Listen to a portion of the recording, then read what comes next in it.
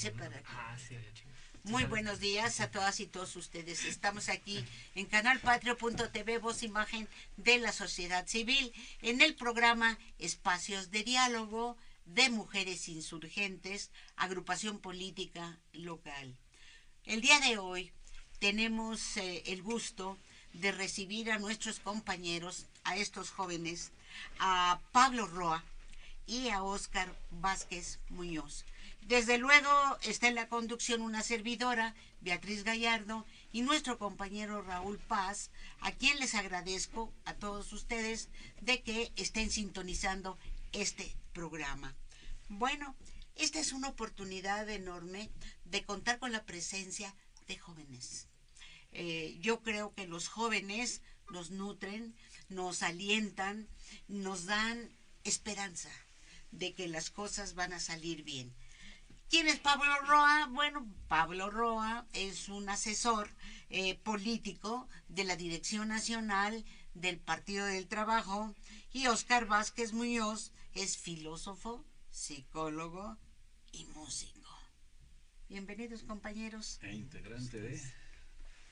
Integrante de Morena. De Morena. Movimiento de Generación Nacional. Ah, muy bien. Muy bien, muy bien, muy bien. Trae el chaleco guinda. Mira. Sí, es que por el frío. Pero tú también andas de guinda. Hablando de Politécnico. Pues sí. Pero bueno, gracias por sintonizarnos. No. Bueno, yo quiero iniciar esto, si Raúl me lo permite, con una pregunta a los muchachos. ¿Pudiéramos hacer un balance de lo sucedido en este año, de lo más importante? Vamos a decir después del 1 de julio. ¿Qué es? Ustedes militan directamente en algunas agrupaciones políticas, partidos como Morena y desde luego el Partido del Trabajo. Bueno, no sé si partido es Morena o es un frente, es un movimiento. Dinos, por favor, Óscar, Bueno, ¿qué es Morena? ¿Qué es Morena? Sí, ¿no? Bueno, yo creo que es un fenómeno muy extraño en la escena política actual y creo que es heredero de muchos procesos políticos e históricos durante el siglo XX. Si bien Morena tiene un periodo en el cual es un movimiento social, yo creo que el 2017 y el 2016 son claves para encontrar en Morena la necesidad de construir de ese movimiento social un partido político. Ahora, este partido político constituye, bueno, antes de eso me gustaría mencionar que uno de los cuestionamientos más grandes que se le han hecho en diferentes espacios a Morena es si es un partido de derecha o es un partido de izquierda. Yo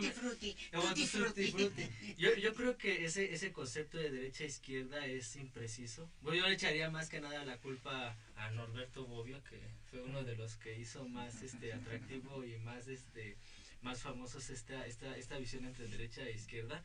Y es que y tomando en cuenta que trato de ser también autocrítico con el partido, o sea, creo que toda agrupación política tiene que ser autocrítica para poder encontrar los caminos adecuados hacia el futuro. Entonces no me atrevería a decir que Morena es un partido de izquierda o es un partido de derecha por las situaciones concretas que vemos en los diarios, en los medios de comunicación y en diferentes discursos políticos de diferentes representantes que pertenecen a Morena.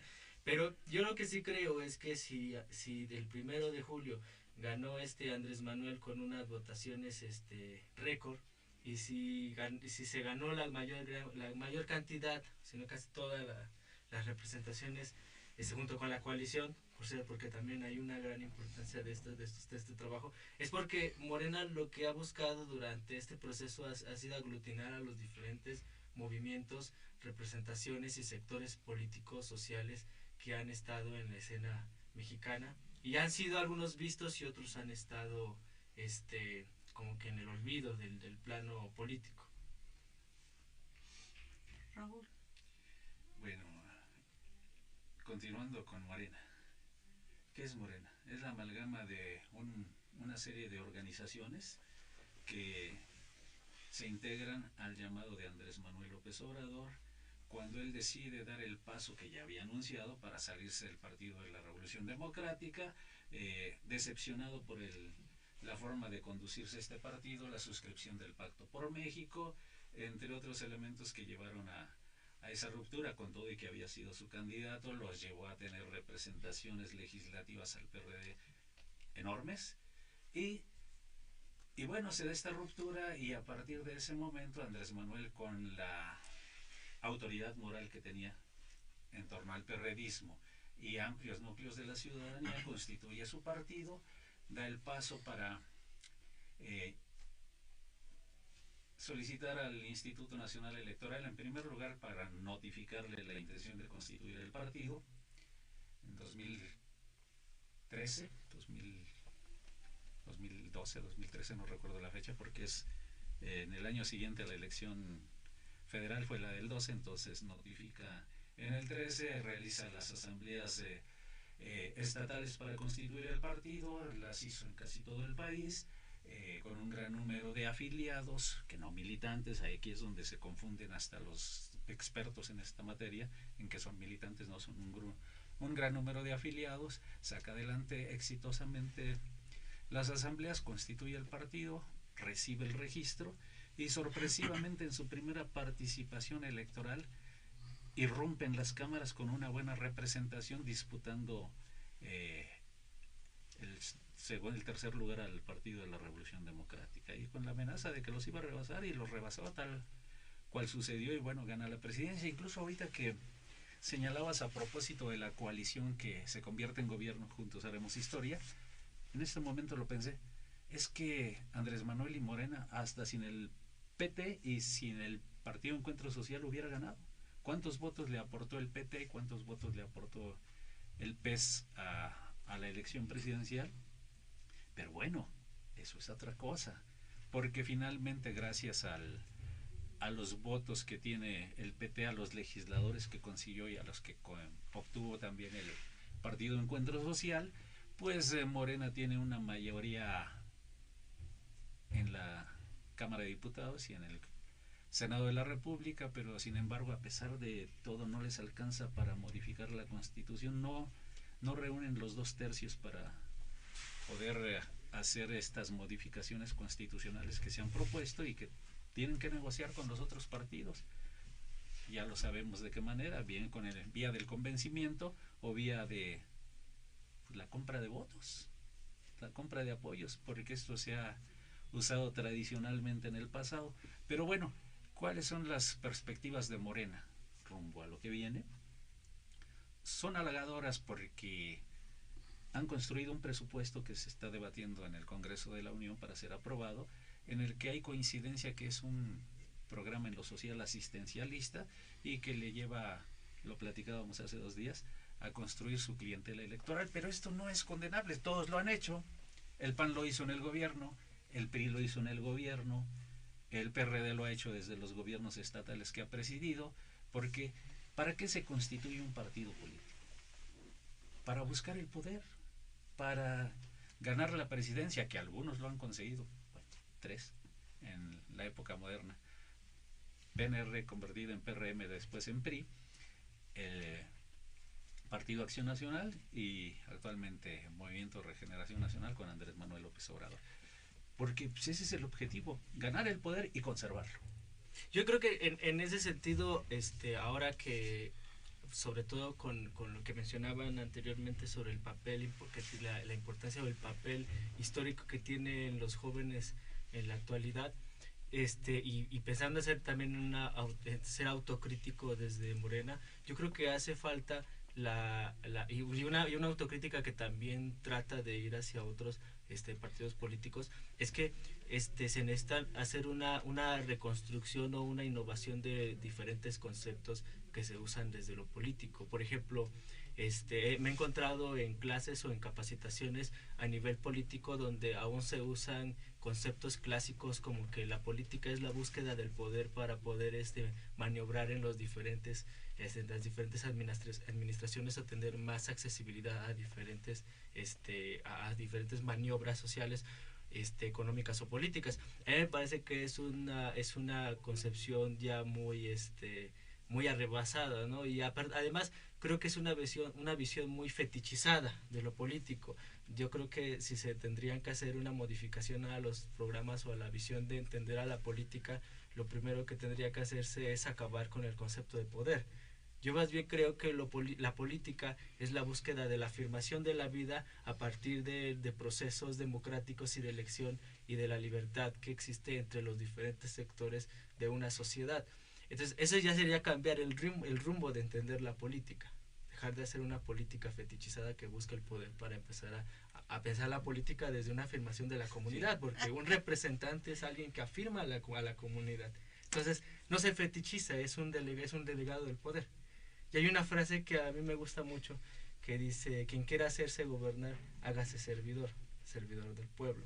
Entonces, eso implica generar nuevos programas. Entonces, ¿existe o no la idea de que los partidos es la única vía para ascender al poder? No al poder, yo creo que más bien... Bueno, eso dice la Constitución. Eso dice exacto, habría que hacer una modificación ahora a un debate desde la Constitución para empezar a cambiar también estos... Alguna vez se lo dije al profesor, al doctor. Entonces, de acuerdo a tu concepción, como que está mal López Obrador, porque llegó al poder, uh-huh, y ese no es el poder. Bueno, o no debe ser el poder. Que el programa de formación política que hay en los grupos de Morena, y sobre todo que ha promovido Andrés Manuel, han sido esta visión de Enrique Dussel sobre la vida, esta visión de la filosofía de liberación. Ahí es donde viene lo interesante. Lo que yo creo, ya nada más para acabar la cuestión sobre el papel de los jóvenes aquí, es que hace falta, uno, sí creo, y a lo mejor muchos compañeros dentro de Morena van a atacarme, dentro de otros partidos políticos, que la ciudadanía tiene que tener las herramientas para poder hacer política independientemente de un partido político. Sí se necesita hacer una formación política, una capacitación, para que la ciudadanía pueda también organizarse independientemente de un partido político para empezar a tomar las decisiones de una sociedad. Pero esto implica hacer un análisis de fondo desde los diferentes programas educativos, universitarios, culturales y políticos. Generar una formación política integral que no solamente ve hacia su partido, sino que ve hacia el progreso de una sociedad, hacer programas educativos que también vayan hacia este tipo de visiones más abiertas sobre la sociedad y generar una cultura crítica, ¿no? Yo me he encontrado con personas que, por ejemplo, piensan que hacer una inversión en cultura es algo desastroso, ¿no? Cuando si no existe una buena implementación de la cultura en las diferentes administraciones, no se puede generar un gran cambio en el paradigma que tiene la sociedad. Entonces andan mal los morenistas, López Obrador, la Secretaría de Hacienda, porque de acuerdo a lo que tú dices, le bajaron un 6% a todo el programa de cultura a nivel nacional. Habría que empezar a generar también una lucha interna porque se haga ese tipo de cambios. Yo creo que es muy precipitado decir esto es el gobierno de López Obrador o este es el gobierno de las diferentes representaciones en el caso de Morena, porque bueno, no ha terminado este año y apenas estamos viendo qué va a pasar el próximo año en términos políticos. A ver, compañero, ¿usted qué dice? Está en un partido político. Estoy escuchándolos y me agradan mucho los temas porque vamos de las categorías del mundo de las ideas a irlo poniendo ya en concreto con el gobierno de Andrés Manuel. Yo difiero un poco en la definición de política que nos comparte Oscar porque históricamente, por ejemplo, hay no me dejará mentir, y si no, también me ayuda el compañero, sobre todo profesor de economía, el compañero Raúl Paz, que existe una base estructural. Existe una base estructural, una base material, en la cual viene un rubro, por así decirlo, que se llama modo de producción. Y ese modo de producción, históricamente, transforma las relaciones sociales que son las que permiten esta reafirmación de la vida. ¿Y eso cómo se llama? Materialismo histórico. Materialismo histórico. Y específicamente, por ejemplo, en la antigüedad, los griegos. Había una polis y había un demos. Pero mucho antes. Pero sí, mucho antes, pero Te vas a concentrar. Me voy a concentrar en los griegos, porque la generación de excedente de la riqueza que existía en ese momento, respecto de los comerciantes que empezaban a aprovechar las proximidades del mar Mediterráneo, específicamente del mar Egeo, modificaron las relaciones sociales que existían en muchas de las concentraciones humanas que pertenecían a la cultura griega. Y eso modificó las relaciones al interior de la, podríamos llamarlo, la aristocracia griega, la conformación de la polis. Se transformó la educación, se transformó la cultura, se transformaron los modos de vida. Por ejemplo, en Esparta. Esparta estaba dedicada a la militarización y terminó diluyéndose. ¿Por qué? Porque cambia la base estructural. Es decir, si la base estructural determina también las relaciones sociales y determina la superestructura y determina la ideología, luego entonces pensamos que actualmente pues la política son relaciones basadas en una base estructural, vaya la redundancia, que se llama capitalismo. Y en ese capitalismo existe dominantes y dominados. Existe una burguesía, existe un proletariado y distintas capas. Y existen relaciones sociales. Y esa reafirmación de producción. Y relaciones sociales y de producción. Pero hay un elemento interesante, que la reafirmación de la vida, en los términos en los que nos comparte Óscar, se da de manera diferenciada, porque no es lo mismo la reafirmación de la vida que van a tener las clases dominantes con las ideas dominantes que propagan vía la estructura hegemónica que tratan de mantener, y la reafirmación de la vida que existe en las clases proletarias, en las clases trabajadoras, en las clases marginadas.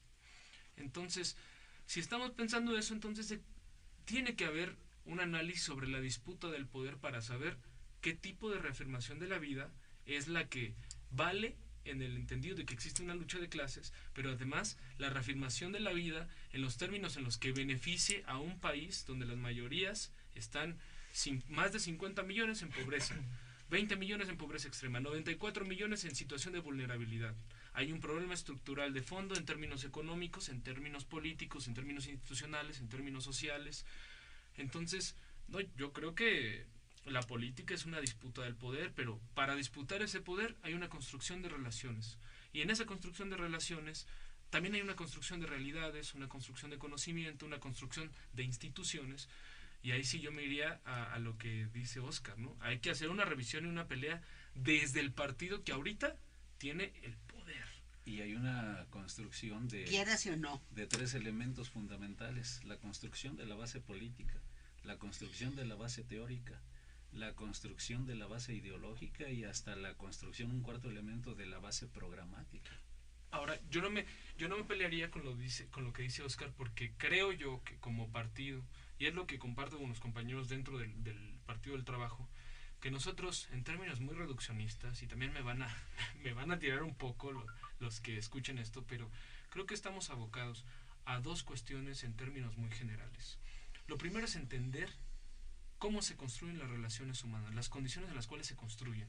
Y lo otro a lo que estamos abocados desde el Partido del Trabajo es a garantizar las condiciones para que esas relaciones sociales se construyan. Entonces, no me peleo con el tema, el término o los términos que presenta Óscar, porque tenemos que garantizar esa reafirmación de la vida en las mejores condiciones, y esas mejores condiciones pasan por entender que existe una derecha que trata de mantener una cultura dominante, unas ideas dominantes, una estructura económica dominante, y en esa estructura económica dominante, esa estructura económica dominante se fue formando con el paso de los años a lo que hoy tenemos, que es lo que platicábamos hace un momento sobre el presupuesto de Andrés Manuel, que tenía que operar con lo que estaba.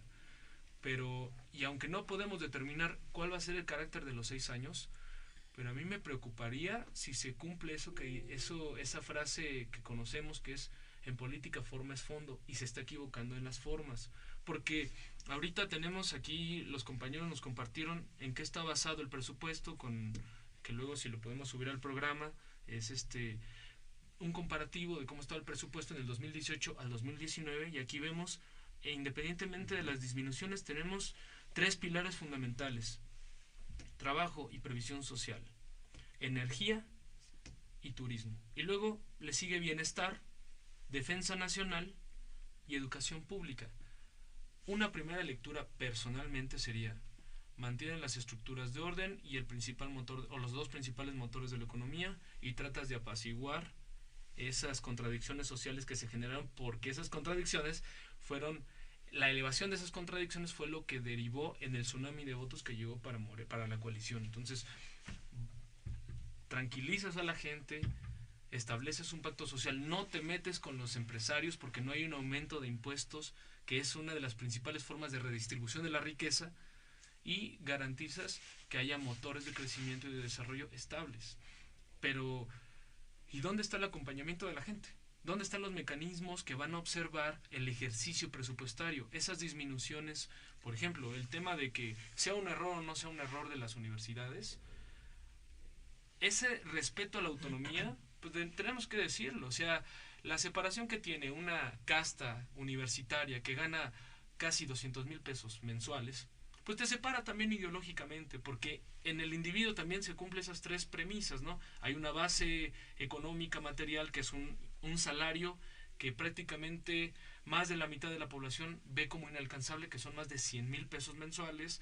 Hay una base estructural, toda esa, una superestructura, una normatividad que protege esos salarios, que protege las relaciones sociales, y hay una ideología en la cual, pues, ahorita, qué bueno que se bajaron los sueldos, pero eso no garantiza que haya una modificación de la casta. No hay ahí hay una enquistada, un grupo político que puede no asumirse a favor de algún partido, pero que sabemos que existen partidos ahí que forman a su militancia dentro de las universidades, y que no es que queramos acabar con eso, pero que no sigan manteniendo los mismos privilegios. ¿Y cómo lo hacemos? No vía incrementar el caldo gordo a la figura presidencial. Hay que democratizar las universidades, y para eso se tiene que meter el estudiantado, los profesores, los sindicatos, incluso la ciudadanía en general. Yo creo que aquí, por ejemplo, quiero irme sobre 3 puntos fundamentales. El primero es que existe, y creo que seguimos jalando desde el siglo XIX y XX. Ya Octavio Paz lo había escrito en un texto que a mí me parece genial, el del logro filantrópico, la idea de la figura máxima dentro de la escena política mexicana, ¿no? Y el papel, creo, generacional que tiene la juventud actualmente es una de las responsabilidades, es romper justamente con esa visión única o uno de una figura redentora que va hacia de lo político a todas las estructuras. Entonces, insisto en la cuestión de formación política, porque no es lo mismo capacitar a muchas personas, a una mayoría, para tener una visión de lo histórico, a tener que hacer una verdadera formación política, cultural y educativa, en la cual se generen nuevos liderazgos jóvenes que tengan realmente una visión crítica de la sociedad, pero también una sociedad que intervenga más y tenga una visión más práctica de lo político. ¿Por qué digo esto? Porque, bueno, si nos vamos al caso, por ejemplo, de los programas universitarios, en este caso, bueno, que estudié en la UAM, conozco desde lo filosófico el proyecto, el programa educativo de filosofía, y por ejemplo es lamentable que no exista un programa de marxismo. No hay clases de marxismo en filosofía, ¿no? Que es una gran contradicción.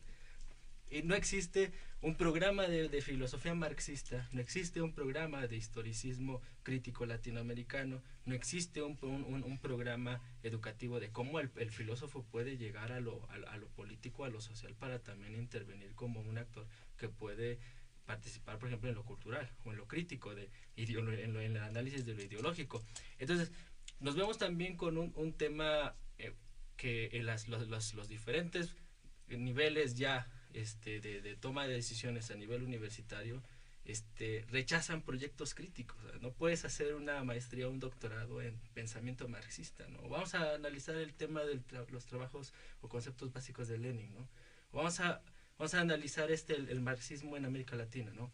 O algunos programas, como por ejemplo el caso de que el proyecto latinoamericano sobre la historia de Leopoldo Sea no es válido para hacer un proyecto de investigación. Entonces te das cuenta que a nivel no solamente laboral, sino también a nivel ideológico, hace falta un giro crítico a los programas universitarios en la escena pública. Ahora, el otro tema que a mí me parece que es importante... Pero tú estás hablando de que lo principal en este caso en Morena es la reafirmación de la vida. En toda, no solo en Morena, sino la vida tendría que ser el criterio de... Bueno, yo no sé, yo te estoy preguntando por Morena, ¿verdad? Porque me parece que este es un punto programático, ¿verdad? Fundamental de nuestra sociedad en este momento. Es una exigencia con tantos desaparecidos, con tanta violencia que tenemos, y que bueno, eso no se va a resolver, ¿verdad? Pues con cualquier cosa, ¿verdad? Ahí está, creo, la justificación de un programa de seguridad pública muy acorde a las necesidades de este país y de pacificarlo, ¿verdad? ¿Por qué? Porque el crimen, el narco, etcétera, etcétera, ha rebasado totalmente, ¿verdad?, a todos los mecanismos de seguridad del Estado. Sí. Yo lo que no alcanzo a apreciar es cómo, dándole mayor peso al tema de los salarios, al tema de las becas para los jóvenes, de los becarios en las empresas que ya aceptaron tenerlos para poder trabajar y que les van a dar una beca para mantenerse. Yo no entiendo cómo eso va a ser el contrapeso efectivo contra la atomización cultural de la pauta de medios, donde están no sé cuántas series de narcos existen, no sé cuántos programas, expresiones de radio, todo. O sea, hay un anhelo aspiracional, material, pero que tiene que ver con un estereotipo de personajes o de personas o de personajes que también podrían decirte la reafirmación de la vida vista desde el narcotráfico es tener tus camionetas, tener tu banda, tener tus billetes, que todo el mundo te respete. Aunque la vida sea corta. Aunque la vida sea corta. Bueno, en el 2000, por ahí del 2010, 2012 salió una expansión, un artículo donde uno de los sargentos militares del ejército mexicano que se pasa para el crimen organizado, que lo entrevistan ya cuando lo agarran, dice Z1, ¿verdad? Mejor vivir 5 años como rey que 50 como güey. ¿Cómo un incremento del 16% al salario mínimo va a contrarrestar un asunto que es de orden cultural? 14 pesos. Porque Sí. si decimos 16% bueno, parece algo enorme, sí. No, 14 pesos, sí. Pero ¿cómo eso va a contribuir a un asunto cultural cuando le estás bajando la cultura? Y dicen, bueno, ya salió Gael García y Diego Luna y Jiménez Cacho a decir es que Andrés Manuel se equivoca. Es que no se están metiendo al ejercicio, a la observancia de cómo lo vas a operar, a dónde le vas a dar más presupuesto. No, le quitamos y ya. Y ahí se acaba porque le vamos a poner a otra situación. Cuando la ciudadanía lo que creo que estaba esperando es que un presidente no solo se comunicara vía las mañaneras con la gente, el diálogo. El diálogo también es en la observación al ejercicio del presupuesto, el acompañamiento de los recursos que todos estamos poniendo. Es más, en la mañana estaba leyendo lo que estábamos platicando en la ocasión anterior de conductismo y constructivismo. Conductismo mira la realidad desde un estímulo-respuesta. Y el constructivismo construye partiendo de que reconoce la capacidad que tiene todas las interacciones con el medio. Y eso lo mira Piaget. Pero Vygotsky dice que el medio te transforma a ti mismo. Entonces, en la participación ciudadana también había Marx. Eso lo dijo Marx. Palabras, claro, lo dijo Vygotsky. Marx. Trabajo físico y trabajo intelectual. Y eso te construye. Y entonces creo que la participación ciudadana iba a construir esa sociedad que estábamos platicando en la ocasión anterior. Esa sociedad que tiene que existir para acompañar a la cuarta transformación, si no Andrés Manuel se va a quedar solo. Estamos analizando las élites económicas, pero las ahorita élites es una políticas. idealización. Es una idealización. ¿Cuál es el papel de los partidos? Y pensando en que si la política son relaciones para la disputa del poder, pues es preparar las relaciones sociales en las bases, concientización, ideologización y participación democrática directa. Organizarla. Yo no sé si en Morena ya hicieron una reunión de balance y expusieron todo este tipo de fenómenos surgidos en este periodo tan interesante después del 1 de julio, porque efectivamente yo creo que el partido como tal no está debidamente estructurado. Entonces, bueno, aquí hay muchas cosas que se tienen que ver, que analizar, pero sobre todo debe de partir de una autocrítica de los órganos dirigentes hacia la gran base social y marcar una pauta, un programa, a donde una línea política que permita llegar a preparar los comicios del 19, ¿no? Entonces, bueno, sin esta autocrítica, sin esta reunión, ¿verdad? Sobre todo debe ser de los órganos y también como corolario de un congreso. Entonces, pues no sé qué y se dedican a las frivolidades, ¿verdad? A un trabajo que no va acorde a las necesidades y sobre todo de un comportamiento tan frágil, ¿verdad? Que empieza a desencantar a muchas personas, ¿verdad? Que simpatizaron con Andrés Manuel y que votaron por Morena, ¿no? ¿Cómo ves? Pues ahora sí que todo estos meses han sido de más de, ¿cómo se podría decir? De muchos cambios, y todos han estado como que enfilados en sus actividades. Aprobados por un órgano dirigente, por una asamblea nacional, o sea, o por dedito de Jacob o qué. No, ha habido diferentes cambios en esa cuestión, en la situación de que todos han estado más en esta cuestión del trabajo en los diferentes sectores, y no ha habido una situación de reflexión. Ha sido todo de una forma muy pragmática. Ahora, regresando a la cuestión de Andrés Manuel, bueno, yo siempre lo he dicho, o sea, Andrés Manuel siempre lanza la pregunta o lanza la problemática, y siempre empieza todo un proceso de debates y de crisis a nivel reflexivo en la sociedad. Yo creo que en ese sentido habría que ver cómo cambia la situación en algunos meses en ese tipo de circunstancias. No podemos permitir que la figura presidencial alcanzada se vaya desgastando, desvencijando, y que volvamos otra vez a tener una crisis de credibilidad, ni al interior de la coalición ni al interior del gobierno. Y no podemos dar tampoco margen a que la oposición se reagrupe, se reorganice en torno a una serie de intereses que están unidos contra AMLO, ¿no? Pero están fragmentados, porque parte de ello es que la población puede perdonar algunas cuestiones de errores de dedo de este gobierno.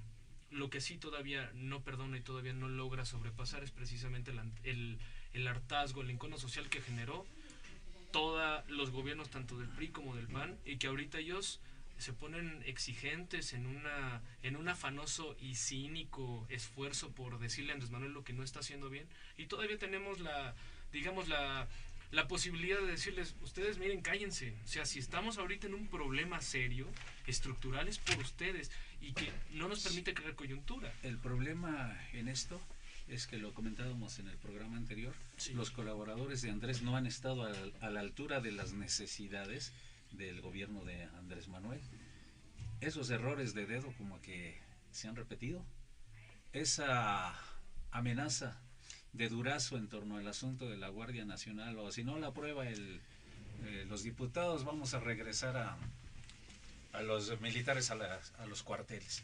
Es decir, les falta. Y bueno, yo lo que veo, insisto, lo hemos comentado ya reiteradamente, es que los partidos como tal, que integraron la coalición Juntos Haremos Historia, no han estado a la altura de las circunstancias y no están acompañando al presidente surgido de las filas de Morena a garantizar un buen gobierno y a movilizar a sus prosélitos en función de los intereses no solo del gobierno sino de la ciudadanía, y esta es una limitación muy seria porque hace falta eso, hace falta, y no lo veo deficiencias.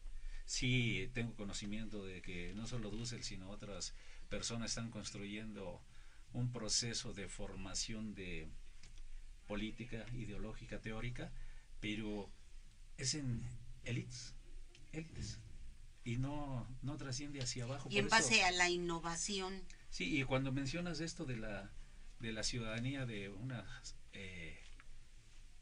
ciudadanía ideal, pues hace falta mucho para eso, porque obviamente, lo decía Beatriz hace varios programas, hay que capacitar a los capacitadores. Es decir, ¿cómo formamos? ¿Los partidos como los conocemos están dedicados a construir ciudadanía? No están construyendo ciudadanía. Bueno, no están construyendo ni militancia.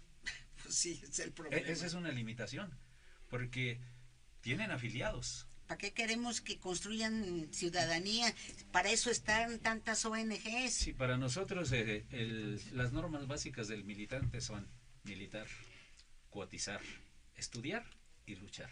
Son 4 normas básicas que debe tener un militante de cualquier partido político. Y si no las tienen, si adolecen de alguna, bueno, pues algo está fallando. Si adolecen de 2, tan mal. ¿Y por qué dicen militar? El sentido de pertenencia.